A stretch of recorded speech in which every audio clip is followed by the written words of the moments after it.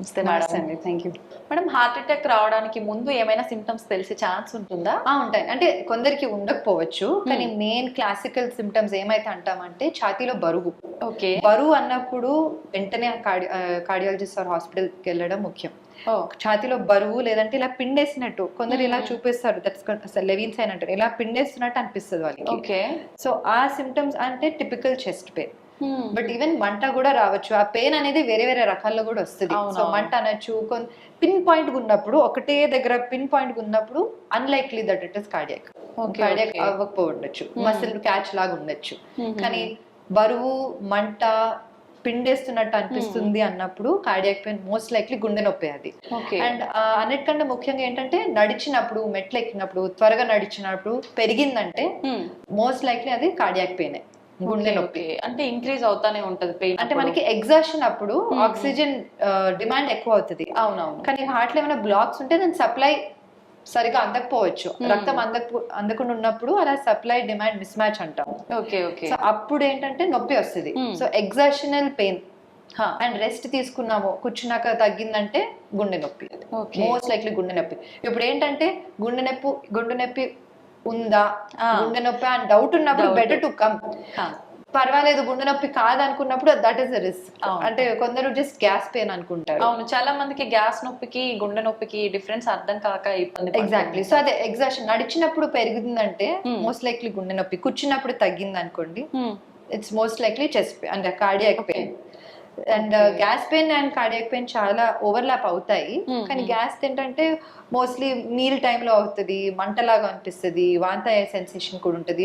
Exhaustion కి దీనికి connection ఉండదు, కూర్చున్నప్పుడు కూడా అనిపిస్తుంది అది. But better to on the safer side. మీకు డౌట్ ఉందంటే better to get it check.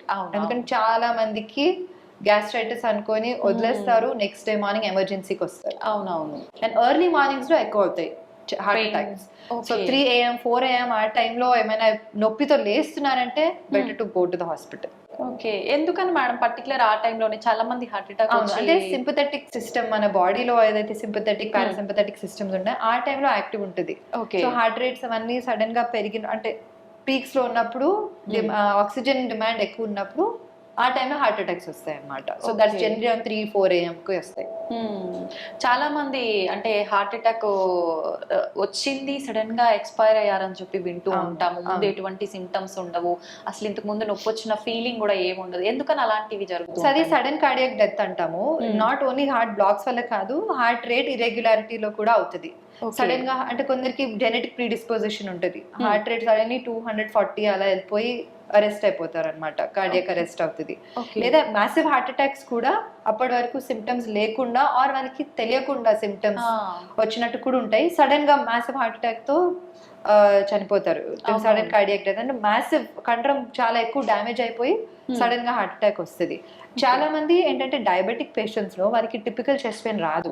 వాళ్ళకి ఎలా వస్తుంది అంటే స్వెటింగ్ రావచ్చు, గిడ్డినెస్ రావచ్చు, లేదంటే బ్రెత్లెస్నెస్ రావచ్చు. చాలా మంది జస్ట్ బ్రెత్లెస్నెస్ నడిస్తే ఆయాసంగా అనిపిస్తుంది, కూర్చున్నప్పుడు తగ్గుతుంది అంటారు. ఎందుకంటే డయాబెటిక్ పేషెంట్ లో పెయిన్ సెన్సర్స్ అని కొంచెం బ్లంట్ అవుతాయి. టిపికల్ పెయిన్ రాకుండా వాళ్ళకి ఇలా ఆయాసం వస్తుంది అనుకోండి, వాళ్ళు లైఫ్ స్టైల్ అడ్జస్ట్ చేస్తారు. That is the problem. నేను ఇప్పుడు మెట్లు ఎక్కుతున్నాను, నాకు ఆయాసం వస్తుంది అని వాళ్ళు ఏం చేస్తారు, మెట్లు ఎక్కరు, మేబీ లిఫ్ట్ తీసుకుంటారు, ఆ మెట్లు ఎక్కకుండా వేరేది చేస్తారు. లేదంటే నేను మార్నింగ్ వాక్ మామూలుగా 1 hour చేసేదాన్ని కానీ ఆయాసం వస్తుంది అని వాళ్ళు అడ్జస్ట్ చేస్తారు. They just walk for 15 minutes. వాళ్ళు ఆ 1 hour చేస్తే వాళ్ళకి ఆయాసం వస్తుంది. సో అప్పుడే ఇవాల్యుయేషన్ కి వస్తే మంచిది. లైఫ్ స్టైల్ అడ్జస్ట్ చేసేసి దాన్ని కొంచెం అంటే బ్రష్ అవే చేసేస్తారు సిమ్టమ్స్. మేడం, కార్డియాక్ అరెస్ట్ అన్నారు కదా, హార్ట్ అటాక్ కి దీనికి డిఫరెన్స్ ఉందా? రెండు ఒకటేనా? అంటే కార్డియాక్ అరెస్ట్ లో ఒక కారణం వచ్చేసి హార్ట్ అటాక్. హార్ట్ అటాక్ అంటే రక్తనాళంలో రక్తం గడ్డగట్టి రక్తనాళం సన్నగా బ్లాక్ వచ్చినప్పుడు హార్ట్ అటాక్ అంటారు. That can cause cardiac arrest. ఇప్పుడు కార్డియాక్ అరెస్ట్ వేరే వేరే కారణాలు ఉంటాయి. నేను చెప్పినట్టు కండరం ప్రాబ్లం ఉండొచ్చు, లేదంటే కండక్షన్ సిస్టమ్ లో హార్ట్ రేట్ పైకి కిందికి అవ్వచ్చు, సడన్ గా తగ్గిపోవచ్చు heart rate. Cardiac complete heart block అంటారు దాన్ని. సో కండక్షన్ సిస్టమ్ వల్ల కూడా సడన్ గా అవ్వచ్చు, కండరం ప్రాబ్లం వల్ల, వేరే వేరే కారణాల వల్ల అరెస్ట్ అవుతుంది. So sudden cardiac arrest are sudden cardiac death. Heart rate irregularity, sudden గా గుండె పంపింగ్ తగ్గిపోయి బ్రెయిన్ కి రక్తం సరిగ్గా అందదు. ఓకే ఓకే మేడం, చాలా మంది చెప్తున్నారు డాక్టర్స్ కొన్ని రకాల ప్రత్యేకమైన ఫుడ్స్ తీసుకోవడం వల్ల హార్ట్ అటాక్ వచ్చే ఛాన్సెస్ ఎక్కువగా ఉంటాయని. నిజంగా అలా ఫుడ్ తీసుకోవడం వల్ల కూడా వస్తుందా? ఫుడ్ తీసుకోవడం వల్ల అంటే మనం చాలా unhealthy food, fatty foods, deep fried foods అవన్నీ ఎక్కువ రోజు తీసుకుంటే వారానికి 3-4 టైమ్స్ 3-4 సార్లు తీసుకుంటే డెఫినెట్ గా కార్డియాక్ డిజీజ్ కి ప్రీడిస్పోజిషన్ అవుతుంది. ఓకే, అంటే మీరు రక్తనాళాల్లో లిపిడ్ అదంతా అక్యూములేట్ అయ్యి బ్లాక్స్ వస్తాయి, అథెరోస్క్లెరోసిస్ ఏదైతే అంటాం కదా. అవునవును. ఈ unhealthy diet, lack of exercise, sedentary life style, stress, lack of sleep ఇవన్నీ కారణాలు. సో హెల్దీ డయట్ చాలా ముఖ్యం. ఈ జనరేషన్ లో మీ ఇంక్లూడెడ్, ఎస్టర్డే హ్యాడ్ పిజ్జా. మన diet and lack of exercise వల్ల మనకి ఇంకా ప్రీడిస్పోజ్ చాలా మంది 20s 30s లో చూస్తున్నాం చిన్న చిన్న ఏజ్ లోనే. మా పేరెంట్స్ జనరేషన్, మన పేరెంట్స్ జనరేషన్ వాళ్ళు they would walk everywhere, they were fit, they were obesity చాలా తక్కువ ఉండేది ఆ కాలంలో. ఇంత అంటే కూర్చొని ఫోన్ ఆర్ ఐప్యాడ్ ఎక్కడ చూస్తే అక్కడ మనం మూవీ చూసుకోవచ్చు, అంతే అంతే, no need to walk in the park. So అదంతా తప్పు. అవుట్డోర్ గేమ్స్ ఎక్కువ ఉండే అప్పట్లో. చిన్న పిల్లలు ఓకే ఇంకా దేర్ గోయింగ్ అవుట్, బట్ పెద్దవాళ్ళు మనం అస్సలే కంఫర్ట్ ఆఫ్ అవర్ హోమ్ అన్నిట్లో అలా ఉండిపోయాం. కానీ at least 30 minutes of exercise, moderate intensity exercise, at least 5 days in a week, compulsory for everybody. నాకన్నా మీకన్నా ఎవరికైనా that's minimum we should do. దానికంటే ఎక్కువ చేస్తే ఇంకా మంచిది. ఓకే ఓకే మేడం, చాలా మంది ఆల్కహాల్ ఎక్కువ తీసుకుంటారు, స్మోకింగ్ చేస్తూ ఉంటారు, దాంతో పాటు ఆల్కహాల్ అనేది నాన్ వెజ్ ఎక్కువ తీసుకుంటూ ఉంటారు. ఇలాంటి వాళ్ళు హార్ట్ అటాక్ వచ్చే ఛాన్సెస్ ఉంటాయి. సో రెడ్ మీట్ అంటే మటన్ ఎక్కువ తీసుకుంటే కొలెస్ట్రాల్ పెరుగుతాయి, పెరిగినప్పుడు హార్ట్ అటాక్ వచ్చే ఛాన్స్ ఎక్కువ ఉంటుంది. So mutton, red meat cut down చేయడం మంచిది. ఆల్కహాల్ ఆఫ్ కోర్స్ ఎంతవరకు కట్ డౌన్ చేస్తే మంచిది, but still 1 to 2 glasses per week is okay. Okay, అలానే ఒక పేషెంట్ మొన్న అన్నారు, చెప్తున్నారు నేను తగ్గించాను మేడం అంటే, ఎంత తగ్గించానంటే రోజుకి 2-3 తాగుతున్నాను, ఫ్రమ్ 5 to 6 మేబీ. సో అలాంటిది తగ్గించాలి. వారానికి 1-2 doesn't matter. Smoking 0. Smoking should be 0. Smoking is the worst risk factor for cardiac disease and so many other diseases. Hypertension ki, diabetes ki, chronic smokers ki kashtam తగ్గించడం. కానీ ఏం చేసినా అది తగ్గించాలి. I want to tell the camera on that actually. Smoking please తగ్గించండి, మానేయండి. It should be 0 cigarettes per day. మీ గుండె కాపాడాలంటే. వీళ్ళు నీతులు చెప్తున్నారు, అమ్మమ్మలా మాట్లాడుతుంది అనుకోవచ్చు మీరు, కానీ నా పేషెంట్స్ కి కూడా నేను పదే చెప్తాను, smoking is a huge risk factor for cardiac disease and should be cut down to 0. వీలైతే 0 cigarettes per day. మొన్న ఇంకో పేషెంట్ అదే అప్పుడప్పుడు తాగుతారు మేడం అన్నారు. సరే నెలకి ఎన్నిసార్లు తాగుతున్నారంటే రోజుకి 2, similar thing. So it's very important. Smoking is a very huge risk. అంటే ఇవేంటంటే మోడిఫైయబుల్ రిస్క్ ఫ్యాక్టర్స్. నాన్ మోడిఫైయబుల్ అండ్ మోడిఫైయబుల్ ఉంటాయి. నాన్ మోడిఫైయబుల్ అంటే జెనెటిక్ కాజెస్, ఏజ్, అవన్నీ మనం ఏం చేయలేము. అవునవును. మోడిఫైయబుల్ బి మనం మార్పు తీసుకుంటే we can save our hearts and save our health, protect our health. And ఇప్పటికే మన పర్యావరణాన్ని చాలా వరకు కలుషితం చేసేసాం, వాటి వల్ల వచ్చేవే మనము కాపాడలేము, అది మనం ఏం చేయలేము. సో మన కంట్రోల్లో, మన చేతిలో ఉన్నవి మనం చేయాలి. అంతే అంతే, కొద్దిలో కొంచెం వీటి నుంచి తప్పించుకోవడం మంచిది. ఇప్పుడు సరే మన ఆల్రెడీ స్మోకింగ్ అంటే there are different forms. Tablets ఉన్నాయి, చూయింగ్ గమ్ ఉన్నాయి, ప్యాచెస్ ఉన్నాయి, నికోటిన్ ప్యాచెస్. అవన్నీ హెల్ప్ అంటే క్రానిక్ స్మోకర్స్ కి కంట్రోల్ చేయడానికి. కంట్రోల్ చేయడం కూడా ఉంటది. కంట్రోల్ చేయడం సులువైన విషయం కానే కాదు, నాకు చెప్పడానికి సులువుగా ఉంది, కానీ who is going through it అంత సులువు కాదు. కానీ this nicotine patches are very helpful. Gums ఉంటాయి, టాబ్లెట్స్ ఉంటాయి, ప్యాచెస్ కూడా పనిచేయకపోతే టాబ్లెట్స్ ఇస్తాం అనమాట. They very helpful. Madam, present generation లో చిన్న పిల్లలకు ప్రతి ఒక్కరికి స్ట్రెస్ ఎక్కువైపోయింది. అసలు రీజన్ ఉండి కొంతమంది, లేక కొంతమంది. స్ట్రెస్ వల్ల కూడా హార్ట్ అటాక్ వచ్చే ఛాన్స్ ఉంటుందా? Definitely stress contributes to developing heart disease. అంటే టెన్షన్ తీసుకొని సరిగా తినరు కొందరు, టెన్షన్ తీసుకొని కొందరు సరిగా పడుకోరు, ఫుడ్ సడన్ గా ఎక్కువ తింటారు, లేదంటే తినరు, వేరే కానీ ఆఫ్ కోర్స్ హార్మోన్ ఇంబ్యాలెన్స్ కూడా అవుతుంది ఈ స్ట్రెస్ వల్ల. So keeping a sound mind, meditation కానీ, యోగా చేయడం కానీ, and just being amongst friends, family, పిల్లలు, కొందరికి పిల్లలు స్ట్రెస్ గా అనిపించవచ్చు, కొందరికి రిలీఫ్ లా అనిపించచ్చు. Something which you find some relief. Cinema చూడడము, మ్యూజిక్ వినడము, పార్క్ లో నడవడము, సంథింగ్ మీకోసం టైం తీసుకొని స్ట్రెస్ ఫ్రీ ఉండడం చాలా ముఖ్యం. And along the same thing నిద్ర కూడా కనీసం 6 గంటలు నుంచి 8 గంటల వరకు సౌండ్ స్లీప్ ఉండాలి, నాట్ బ్రోకెన్ స్లీప్. సో అది కూడా చాలా ముఖ్యం. ఇప్పుడు అమెరికన్ హార్ట్ అసోసియేషన్ వాళ్ళు కూడా sleep is as important as exercise and weight loss అని చెప్తున్నారు. ఓకే. సో సౌండ్ స్లీప్ కూడా చాలా ముఖ్యం. సౌండ్ స్లీప్ అని నేను బెడ్ మీద 10 o'clock వెళ్తాను కానీ ఫోన్ లో ఉంటాను, ఒక 2 hours ఫోన్ లోనే ఉంటాను, అది కాదు. Gadget should be away. At least 1 hour పడుకునే ముందు ఒక గంట క్రితం అవన్నీ పక్కన పెట్టేస్తే అప్పుడు సౌండ్ స్లీప్ వస్తుంది. అంటే it's too much stimulation mind కి. ఎక్కడ పెడతారు మేడం పడుకునే ఎవ్రీ అంటే ముందు బిఫోర్ సెకండ్ వరకు కూడా అది ఒక్కొక్కసారి వచ్చి మొహం మీద పడే వరకు కూడా చూస్తూనే ఉంటాం చాలా ఇలా పట్టుకొని lights off, it's very bad for your eyes, for your brain, for your heart. అవన్నీ పక్కన పెట్టేసి dedicated sleep, stress free environment లో ఉండడం చాలా ముఖ్యం. Okay madam, slow heart attacks అని చెప్పి అంటుంటారు కదా, అంటే సడన్ గా జరిగిపోతుంటాయి, అలాంటివి ఎందుకు వస్తుంటాయి, రీజన్ ఏంటి? అంటే స్లో హార్ట్ అటాక్ అంటే కొందరికి ఏంటంటే పెయిన్ వస్తుంటది. మ్యాసివ్ హార్ట్ అటాక్ అంటే ఆర్టరీ 100% బ్లాక్ ఉన్నప్పుడు ఇలా ఎమర్జెన్సీకి వస్తారు. స్లో హార్ట్ అటాక్ అంటే మెల్లిగా అది బిల్డప్ అవుతుంది, ఆ బ్లాక్ ఇదంటే అంటే డిస్టర్బ్ అవుతుంది, పెయిన్ వస్తుంది.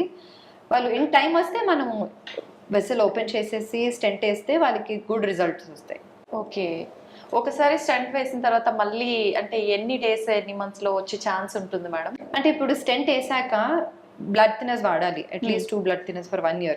సో స్టెంట్ వేసుకున్నాక బ్లడ్ థినర్స్, కొలెస్ట్రాల్ మెడికేషన్ అందరు మనం ఏదైతే మెడికేషన్ రాస్తామో అవన్నీ పద్ధతిగా వాడి, షుగర్ బీపీ కంట్రోల్లో పెట్టుకొని, సిగరెట్ స్మోకింగ్ మానేసి, అండ్ డైటింగ్ అంటే హెల్దీ డైట్ ఫాలో అవుతూ ఎక్సర్సైజ్ చేసుకుంటూ ఉంటే 25 years కూడా ఉంటుంది స్టెంట్, ఏం కాదు. అదర్ హ్యాండ్ వెంటనే కొందరు అనిపిస్తుంది వాళ్ళకి మందులేం అవసరం లేదు, స్టెంట్ వేసేసారు కదా అంటే విదిన్ 1 week ఆల్సో మూసుకుపోయే ఛాన్స్ ఉంటుంది. ఓకే, మళ్ళీ ప్రాబ్లం రిపీట్ అవుతుంది. అప్పుడు ఇంకా దారుణంగా వస్తుంది, ఇంకా ఎక్కువ జబ్బు వస్తుంది అనమాట. అంటే అప్పుడు బైపాస్ సర్జరీ కూడా అవసరం పడవచ్చు. స్టెంట్ మూసుకుపోయాక, అఫ్ కోర్స్ స్టెంట్ మూసుకుపోయాక మళ్ళీ ఇప్పుడు చాలా డెవలప్మెంట్స్ వచ్చాయి, మనం చేయొచ్చు. బట్ చాలా ఎక్కువ జబ్బు ఉంది అంటే మనము బైపాస్ సర్జరీ అవసరం పడవచ్చు. నేను పేషెంట్ భయపెట్టడానికి అయితే కొందరికి చెప్పేస్తాను, మీరు ఇలా సిగరెట్ మానేయకపోతే నెక్స్ట్ టైం బైపాస్ ఆపరేషన్ అవసరం పడుతుందని. Because it's true. అవునవును, repeat attack is not as simple as first attack. జరగబోయేది ముందే వాళ్ళకి గుర్తు చేసినట్టు అవుతుంది కాబట్టి జాగ్రత్త, వాళ్ళు భయపడరు. అంతే అంతే. మేడం, మహిళల్లో ఎలాంటి లక్షణాలు ఉంటాయి హార్ట్ అటాక్ వచ్చే ముందు? సో ఇప్పుడు ఏంటంటే మెనోపాజ్ వరకు మహిళలు చాలా వరకు కాపాడుంటారు హార్ట్ డిసీజ్ కి, హార్మోన్స్ వల్ల.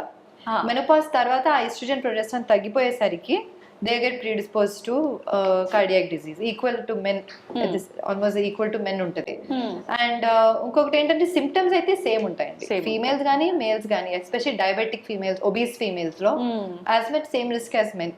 సో వాళ్ళు కూడా same breathlessness, chest pain, palpitations అనిపించవచ్చు, ఓకే, స్వెట్టింగ్ రావచ్చు, గిడినెస్ రావచ్చు, అవన్నీ symptoms of heart disease. Madam, చాలా మంది పిల్లల్లో పుట్టుకతోటి హార్ట్ ప్రాబ్లమ్స్ వస్తున్నాయి, హార్ట్ లో హోల్ అని చెప్పి రకరకాలుగా అలా ఎందుకు జరుగుతుంది మేడం? అంటే అదే జెనెటిక్ కాజెస్ అన్నమాట. Atrial septal defect, ventricular septal, ASD, VSD, PDA అంటారు. వేరియస్ కంజనైటల్ హార్ట్ డిసీజ్ పెద్ద ఎంటిటీ, అది ఆల్మోస్ట్ 5,000 పిల్లలకి వస్తుంది అనమాట. సో అది ఏంటంటే కొందరికి వెంటనే తెలుస్తుంది depending on that disease. And pediatrician చూసిన వెంటనే వాళ్ళు ఆస్కల్టేట్ చేస్తారు కదా, మనకి మర్మర్స్ ఏమైనా వినిపిస్తే వెంటనే మనం 2D అందరికి 2D చేయము. సో డౌట్ ఉన్నప్పుడు మనం చేస్తాము. చాలా వరకు అవి క్లోజ్ అయిపోతాయి, హోల్స్ చిన్నగా ఉంటే లొకేషన్ బట్టి 1 year or 3 years వరకు మూసుకుపోతాయి.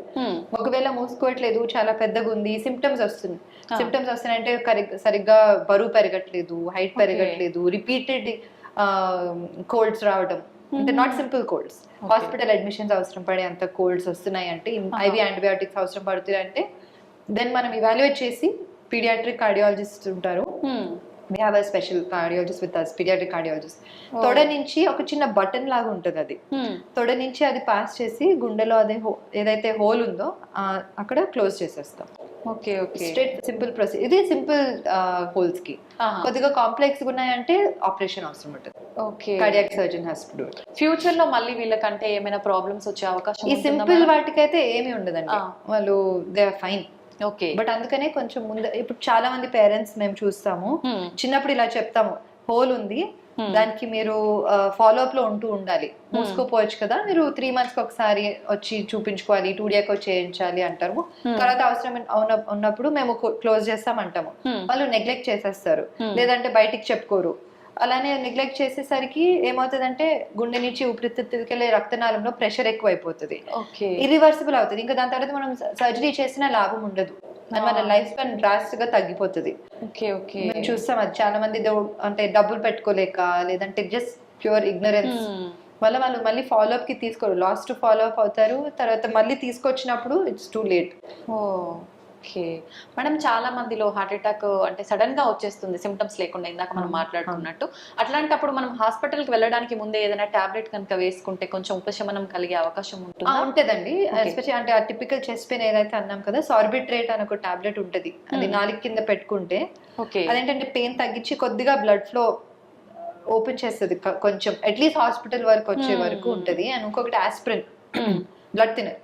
ఆస్ప్రిన్ హార్ట్ పేషెంట్స్ ఎస్పెషల్లీ ఒకటి పాకెట్ లో వాలెట్ లో పెట్టుకుంటే మంచిది. ఓకే అది వేసేసుకుంటే మనకు ఈ బ్లడ్ థిన్నర్ అది సో హాస్పిటల్కి వచ్చే వరకు కొద్దిగా టైం ఇస్తుంది. ఓకే అండ్ చాలా ముఖ్యం, మీరు అన్నట్టు పెయిన్ వచ్చిందంటే వెంటనే దగ్గరున్న హాస్పిటల్కి వెళ్ళండి ఫస్ట్.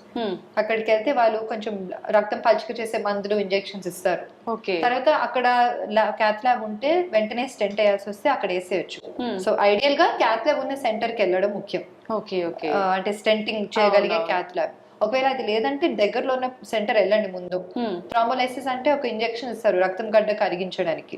ఆ ఇంజెక్షన్స్ అన్ని ఇస్తే కొద్దిగా మీరు అంటే కాపాడొచ్చు, డేంజర్ నుంచి బయటకు వచ్చినట్టు. తర్వాత ట్రాన్స్ఫర్ చేయొచ్చు హైయర్ సెంటర్ కి వీలుంటే. ఓకే ముందుగానే అంటే ఇంట్లో ఏమైనా మనం చేసుకోవచ్చా మేడం కొంచెం అంటే Sorbitrate and aspirin, nothing else, just take to the hospital. Okay ఇంకా టిప్స్ ఇంట్లో మనం చేయాల్సిన చేయగలిగింది just these two things and going immediately calling the ambulance is the first tip. Okay okay and just going to the hospital. అసలు late చేయొద్దు. ఇంకా కొందరికి అనిపిస్తుంది ఇలా పొద్దున వెళ్తా కాసేపు పడుకున్నాక తగ్గుతుంది అనుకుంటారు. టిపికల్ పెయిన్, బరువు పిండేస్తున్నట్టు చెమటలు వస్తున్నాయి అంటే వెంటనే వెళ్ళాలి. ఓకే వెంటనే వెళ్ళండి. ఒకవేళ ఈసీజీ బానే ఉంది అన్ని మళ్ళీ ఇంటికి వెళ్ళొచ్చు. అలా అని లేదు పొద్దున వెళ్తే పొద్దున ఎక్కువ అవుతుంది, అదే 100% బ్లాక్ అవ్వచ్చు, 95% ఉన్న బ్లాక్ 100% అవుతే ఎమర్జెన్సీ డైరెక్ట్ గా వచ్చేస్తారు. అది కాకుండా ముందే కొంచెం జాగ్రత్త పడితే మంచిది. ఓకే మేడం, చాలా మంది ఆఫ్టర్ కరోనా వ్యాక్సిన్స్ తీసుకున్న తర్వాత హార్ట్ అటాక్స్ ఎక్కువగా వస్తున్నాయి, చాలా మంది హార్ట్ అటాక్ వల్ల చనిపోయారు, ఇలాంటి వార్తలు వింటూనే ఉన్నాం. ఇదంతా నిజమే అంటారా? అంటే వ్యాక్సిన్ వల్ల తక్కువ అండి, డిజీజ్ వల్ల చాలా మందికి ఏంటంటే బ్లడ్ లో క్లాటింగ్ టెండెన్సీ పెరిగింది. ఓకే సో రక్తం గడ్డగట్టడం, తొందరగా గడ్డగట్టడం అనేది జరుగుతుంది. యాజ్ సచ్ వ్యాక్సిన్ తో తక్కువే అండి. మనం చూసిందంటే వ్యాక్సిన్ తో చాలా తక్కువ. జబ్బు వల్ల చాలా మందికి హార్ట్ అటాక్ యంగర్ ఏజ్ లో కూడా వస్తుంది. ఓకే ఒకసారి హార్ట్ అటాక్ వచ్చిన తర్వాత మళ్ళీ నార్మల్ లైఫ్ లీడ్ చేయడం సాధ్యపడుతుంది అంటారా? ఇప్పుడు స్టెంట్ వేసాక 1 day ఐసీయూలో పెడతాము, 24 hours అబ్జర్వేషన్, 1 day రూమ్ లో, next day they go home. ఇంటికి వెళ్ళాక ఇంట్లో అటు ఇటు నడవాల్సిందే, అసలు నో బెడ్ రెస్ట్ తీసుకోవాలనేది కాదు, లేదు. ఇంట్లో అటు ఇటు నడవాలి, మందులు వాడుకోవాలి. 10 రోజులు అయ్యాక ఆఫ్టర్ ఓపీ విజిట్ అయ్యాక వాళ్ళు నార్మల్ లైఫ్ బ్రతకచ్చు. మెల్లిగా వాళ్ళ రొటీన్, వాళ్ళ వర్క్ కి వెళ్ళిపోవడము, డ్రైవింగ్ చేయడము అన్ని మెల్లిమెల్లిగా ఓవర్ 1 month అన్ని మొదలు పెట్టుకోవచ్చు. బట్ మందులు వాడాలి. ఎక్కువగా అంటే చాలా మంది ఓవర్ వెయిట్ ఉన్న వాళ్ళలో కూడా హార్ట్ అటాక్ వచ్చే ఛాన్స్ ఉంటుంది కదా. ఇప్పుడు పిల్లలు చూసుకుంటే ఈ జంక్ ఫుడ్ వల్ల చాలా వరకు చిన్న చిన్న ఏజ్ లోనే ఓవర్ వెయిట్ ఉంటున్నారు, వాళ్ళలో కూడా వచ్చే అవకాశం ఉంటుంది. అంటే అంత చిన్న పిల్లల్లో కాదు, బట్ ఆఫ్ కోర్స్ 20s లో చూస్తున్నాము. కానీ చిన్న వయసు నుంచి కొంచెం హెల్దీ డైట్, అలా అని పిల్లలకి డైటింగ్ అది కూడా చూసాను నేను. కొందరు పిల్లల్ని కూడా రిస్ట్రిక్ట్ అంటే డైటింగ్ లాగా అలా కాదు, జంక్ ఫుడ్ కట్ డౌన్ చేయండి. Junk food and chocolates and cakes, fried foods, దాని కాకుండా మామూలు హెల్దీ ఫుడ్ ఇస్తే. అండ్ ఎక్సర్సైజ్, పిల్లలకి కూడా at least 1-2 hours outdoor place compulsory in a day. So అలా చేసుకుంటూ చిన్న వయసు నుంచి కొంచెం అది అలవాటు చేస్తే మంచిది. బికాస్ పెద్దగా అయ్యాక ఒబిసిటీ వల్ల చాలా ప్రాబ్లమ్స్ వస్తాయి. ఓకే ఆల్ సిస్టమ్స్ మీద, హార్ట్ మీద, లంగ్స్ మీద, బోన్స్ మీద చాలా మందికి problem. Obesity is a very big risk factor. Heart attack వచ్చిన వాళ్ళకి వేరే అంటే హెల్త్ ఇష్యూస్ కూడా వచ్చే ఛాన్స్ ఉంటుందా మేడం? ఉంటుందండి. హార్ట్ అటాక్ వల్ల కిడ్నీ మీద బర్డెన్ పడచ్చు, స్ట్రోక్స్ రావచ్చు, అంటే వేరే హార్ట్ డిసీజ్ వల్ల మెదడుకి స్ట్రోక్ రావచ్చు.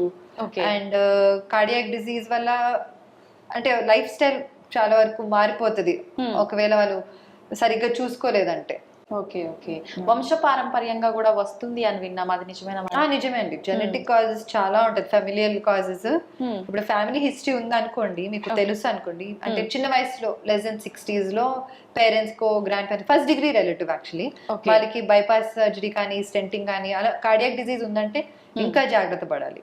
మనం అప్పుడు ఇంకా రెగ్యులర్ చెకప్స్ కి, రెగ్యులర్ కొలెస్ట్రాల్ కంట్రోల్ లో పెట్టుకోవడము, అవసరం ఉంటే ఏమైనా మెడికేషన్స్ వాడడము ఇంకా జాగ్రత్త పడాలి. Because family history strong risk factor for cardiac disease.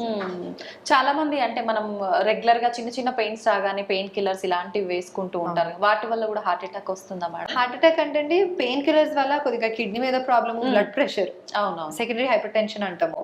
దాని రెగ్యులర్ గా వేసుకుంటే, రోజు పెప్పర్మెంట్ లాగా వేసుకుంటే కష్టం అవుతుంది, బీపీ పెరుగుతుంది, కంట్రోల్ అవ్వదు. ఆ బీపీ పెరగడం వల్ల మనకి కార్డియాక్ ఇష్యూస్ రావచ్చు. ఓకే మేడం, మనకి ఇలాంటి హెల్త్ ఇష్యూస్ ఏమి రాకుండా ఉండాలన్నా ప్రతి ఒక్కరు చెప్పేది మన డైట్ అనేది కరెక్ట్ గా ఉండాలి, లైఫ్ స్టైల్ అనేది టోటల్ గా హెల్దీ లైఫ్ స్టైల్ గా చేంజ్ చేసుకోవాలి. ఏ రకంగా ఉండాలి మేడం డైలీ రొటీన్ అనేది? అదండి, ఇప్పుడు నేను అన్నట్టు 30 నిమిషాలన్నా ఎక్సర్సైజ్ చేయాలి. అదేం ఎక్సర్సైజ్ మీ లైఫ్ స్టైల్ కి సూట్ అయినట్టు, walking, jogging, cycling, swimming, yoga ఏదైనా అవ్వచ్చు. 30 నిమిషాలు వారానికి 5 రోజులన్నా కంపల్సరీ ఎక్సర్సైజ్ చేయాలి.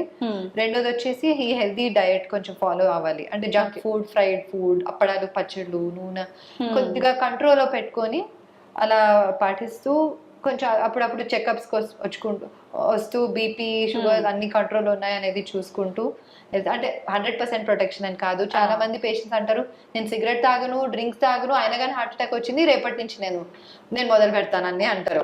Scene so many patients. So అలా కాదు, ఇప్పుడు అదే చాలా మన కంట్రోల్లో లేని ఉంటాయి కదా genetic causes. Genetic cause almost 30% contribution ఉంటుంది. సో మనం చెప్పుకోలేము ఎవరికి ప్రీడిస్పోజిషన్ ఉంది, ఎవరికి లేదు అనేది. అవునవును. సో మన కంట్రోల్లో ఉన్నవి మనం జాగ్రత్తలు పడాలి, లేనివి ఇంకా మనం ఏం చేయలేము. అంతే అంతే. ఓపెన్ హార్ట్ సర్జరీ ఎటువంటి సిచ్యువేషన్ లో అవసరం పడుతుంది మేడం? ఇప్పుడు గుండెలో 3 రక్తనాళాలు ఉంటాయి. సో మూడిట్లోనూ సివియర్ జబ్బు చాలా ఎక్కువ తీవ్రంగా ఉన్నప్పుడు, కాల్షియం ఎక్కువ ఉన్నప్పుడు, రక్తనాళాల్లో కాల్షియం ఉన్నప్పుడు అండ్ మెయిన్ వెసల్ నుంచే జబ్బు మొదలైందంటే బైపాస్ సర్జరీ బెటర్ ఆప్షన్ అన్నమాట. కానీ అలా లేనప్పుడు మల్టిపుల్ స్టెంట్స్ కూడా వేయచ్చు. కానీ సో మేము డిసైడ్ చేస్తాం అనమాట, ఒక స్కోరింగ్ సిస్టమ్ ఉంటుంది. 3 రక్తనాళాలలో జబ్బు ఉన్నప్పుడు ఇదా అనే ఒక స్కోరింగ్ సిస్టమ్ ఉంటుంది. దాని ప్రకారంగా స్టెంటింగ్ సేఫా, బైపాస్ సర్జరీ సేఫ్ అనేది మేము డిసైడ్ చేసి సర్జన్ తో కూర్చుంటాం అనమాట. హార్ట్ టీమ్ అప్రోచ్ అంటారు దాన్ని. సో కూర్చొని ఈ పేషెంట్ కి ఏజ్ ప్రకారంగా, డయాబెటిక్, కోమార్బిడ్స్ ప్రకారంగా ఏది మంచిది అనేది డిసైడ్ చేసి చేస్తాం. ఓకే. ఆపరేషన్స్ అనగానే జనరల్ గా అది ఎటువంటి ఆపరేషన్ అయినా చాలా మంది టెన్షన్ పడుతూ ఉంటారు. దీనికి సంబంధించిన, హార్ట్ కి సంబంధించిన ఆపరేషన్స్ అంటే ఎక్కువగా భయపడాల్సిన అవసరం ఉందంట? అంటే మేజర్ సర్జరీ అండి, డెఫినెట్లీ మేజర్ సర్జరీస్. గుండెని బైపాస్ మెషిన్ మీద పెడతాము, అవన్నీ చేస్తారు, కానీ వెరీ క్వాలిఫైడ్ సర్జన్స్ ఉన్నారు. సో అది ఆపరేషన్ అయ్యాక కూడా కొద్దిగా ఐసీయూలో ఎక్స్టెండెడ్ స్టే ఉంటుంది. అది అయ్యాక కొంచెం చెస్ట్ ఫిజియోథెరపీ అవన్నీ చేసి మేము కొంచెం extended stay compare to stenting. కానీ అవసరం ఉన్నప్పుడు చేయాల్సిందే, దానికి భయపడుకుంటూ నేను చెయ్యను అంటే కష్టం. అలా కూడా చేశాను నేను పేషెంట్స్. నేను యుఎస్కి వెళ్ళాలి, సో నేను ఇప్పుడు నాకు నొప్పి వస్తుంది, నేను ఇప్పుడు ట్రెడ్మిల్ లో ఏమైనా చేస్తే అదేదో బయటపడుతుంది, మీరు మళ్ళీ యాంజియోగ్రామ్ అంటారని చేయించుకోరు. నేను చెప్తాను అది మంచిది కదా, బయట పడితే మనం దానికి ఏమైనా చేయొచ్చు, దానికి అవసరం ఉంటే బైపాస్ సర్జరీ చేస్తారు. యుఎస్ కి 2 months తర్వాత వెళ్తారు, అంతే. సో ముందు మన కాంప్లికేషన్స్ ఎక్కువగా రాకుండా ముందుగానే జాగ్రత్త పడితే, అంటే భయపడతారు చాలా మంది. ఇప్పుడు హాస్పిటల్కి వెళ్తే వాడు ఏదో ఒకటి బయటకి, అంటే ఏదో ఒకటి వస్తుంది, బయట పడుతుంది, అప్పుడు ఇది చేస్తానంటే మంచిది కదా, ముందే చేస్తే మంచిది. మళ్ళీ ఎమర్జెన్సీలో రాకుండా ముందే చేసుకుంటే మంచిది. ఏ కాలు నొప్పో, చెయ్యి నొప్పో వాటికి సంబంధించిన సర్జరీస్ అంటే వేరే మేడం. హార్ట్ ఆగిపోయిందంటే ఏం చేయలేం కదా. అసలు జనరల్ గా హార్ట్ పెయిన్ అనగానే మామూలు టెన్షన్ ఉండదు, టెన్షన్ వల్ల ఇంకా పెయిన్ ఎక్కువ కూడా అయ్యే అవకాశం, రిస్క్ లో పడే అవకాశం కూడా ఉంటుంది కదా. అండ్ ఎమర్జెన్సీ సిచ్యువేషన్ లో బైపాస్ సర్జరీ హైయర్ రిస్క్ అన్నమాట. ఎమర్జెన్సీ వచ్చినప్పుడు ముందు స్టెంట్ వేసేసి అవసరం ఉంటే తర్వాత అన్న బైపాస్ సర్జరీ వేరే రక్తనాళానికి కూడా చేస్తాము. అందుకని ముందుగా మనం చేసుకుంటే బైపాస్ ఆ స్టెంట్ అనేది లెస్ రిస్క్ ఉంటుంది ఎమర్జెన్సీలో వచ్చే కంటే. ఓకే. చాలా వరకు అంటే ఆపరేషన్స్ జరిగేటప్పుడు బీపీలు, షుగర్లు ఇలాంటివి ఎక్కువగా ఉన్నప్పుడు ఆపరేషన్స్ కొంచెం సేపు డిలే చేయడము అట్లా చేస్తుంటారు కదా మేడం. మరి హార్ట్ ఆపరేషన్ కి బీపీ, షుగర్ ఉన్న పేషెంట్స్ కి ఇంకా అవసరం పడచ్చు బైపాస్ సర్జరీ. ఓకే ఓకే అంటే కోమార్బిడ్స్ ఉన్నప్పుడు bypass or stenting, depends on that whole profile. But అప్పుడు అవి ఉండగా మనం చేయాలి, దానివల్లే కదా వస్తుంది, కాబట్టి మనము చేయాలి. ఆఫ్టర్ ఆపరేషన్ ఎలాంటి కాంప్లికేషన్స్ వచ్చే ఛాన్సెస్ ఉంటుంది మేడం? అంటే తక్కువే అండి. ఇప్పుడు మనం అదే నేను చెప్పినట్టు అన్ని పాటిస్తే కాంప్లికేషన్స్ రావడం తక్కువ. అదే వెరీ రేర్ కేసెస్ లో స్టెంట్ మూసుకోపోవచ్చు. ఓకే. ఆర్ సడన్ గా మళ్ళీ రిపీట్ హార్ట్ అటాక్స్ రావడము, హార్ట్ రేట్ వేరియేషన్స్ అవన్నీ, కానీ వెరీ రేర్ అండి. ఓకే. అడ్వాన్స్డ్ ట్రీట్మెంట్స్ ఏమైనా కొత్తగా వచ్చాయా మేడం హార్ట్ కి సంబంధించి? చాలా వచ్చాయండి, ఎస్పెషలీ వాల్వ్ రీప్లేస్మెంట్స్. ముందు వాల్వ్ కవాటం అనేది మార్చడానికి బైపాస్ ఓపెన్ హార్ట్ సర్జరీ చేయాల్సి వచ్చేది, ఓపెన్ హార్ట్. కానీ ఇప్పుడు తొడ నుంచి రక్తనాళం ద్వారా మనము మార్చగలుగుతున్నాము. అగైన్ సెలెక్ట్ పేషెంట్స్ లో transcatheter aortic valve replacement, mitral valve replacement అంటారు దాన్ని. సో చాలా అడ్వాన్స్మెంట్స్ వచ్చాయి, అండ్ ముందుగా ఇంకా చాలా రీసెర్చ్ అవుతుంది. So lot of exciting things are coming up. Okay. Advanced treatment అనగానే ఖచ్చితంగా ఎక్కువ ఖర్చు అవుతుందేమో అని అనుకుంటారు. ప్రస్తుతానికి అది నిజమే అండి. ప్రస్తుతానికి ఎస్పెషల్లీ ఇండియాలో ఓకే కాస్ట్ హైయర్ సైడ్ లో ఉంది. ఇప్పుడు అంటే ఫ్యూచర్ లో మేబీ ఎక్కువ మందికి చేయాల్సి వచ్చినప్పుడు, ఎక్కువ మందికి అది కొద్దిగా అవేర్నెస్ పెరిగాక కాస్ట్ కూడా కొద్దిగా తగ్గిపోవచ్చు. ఇప్పుడు ఎలా స్టెంటింగ్ కి కూడా ఇప్పుడు గవర్నమెంట్ క్యాప్ వేశారు కాబట్టి అఫోర్డబుల్ అయిపోయాయి ఇవన్నీ, అలాగే ఇవి కూడా అఫోర్డబుల్ అవుతాయి అని అనుకుంటున్నాము. Okay, thank you madam. నిజంగా చాలా మందిలో ఉన్న డౌట్స్ అన్ని క్లియర్ చేసేసారు. Thank you so much. Thank you very much. Thank you so much.